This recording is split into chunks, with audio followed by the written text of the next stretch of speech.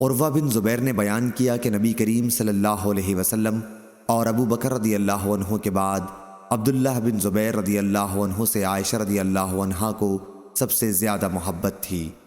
حضرت عائشہ رضی اللہ عنہا کی عادت تھی کہ اللہ تعالیٰ کی طرف سے جو رزق بھی ان کو ملتا وہ اسے صدقہ کر دیا کرتی تھیں۔ عبداللہ بن زبیر رضی اللہ عنہ نے کسی سے کہا ام المومنین کو اس سے روکنا چاہیے۔ جب حضرت عائشہ رضی اللہ عنہا کو ان کی بات پہنچی تو انہوں نے کہا کیا اب میرے ہاتھوں کو روکا جائے گا؟ اب اگر میں نے عبداللہ سے بات کی تو مجھ پر نظر واجب ہے۔ عبداللہ بن زبیر رضی اللہ عنہ نے حضرت عائشہ رضی اللہ عنہا کو راضی کرنے کے لیے قریش کے چند لوگوں اور خاص طور سے رسول اللہ صلی اللہ علیہ وسلم کے نانہالی رشتہ داروں بنو زہرہ کو ان کی خدمت میں معافی کی سفارش کے لیے بھیجا، لیکن حضرت عائشہ رضی اللہ عنہا پھر بھی نہ مانی۔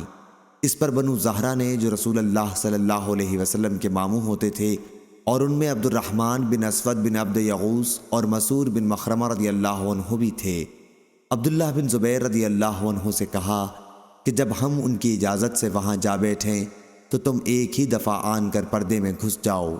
چنانچہ انہوں نے ایسا ہی کیا۔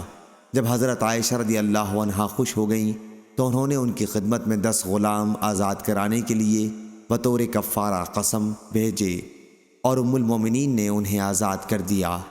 پھر آپ برابر غلام آزاد کرتی رہیں یہاں تک کہ 40 غلام آزاد کر دیے۔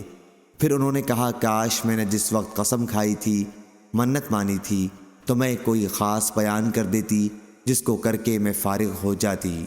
صحیح بخاری حدیث نمبر 3505۔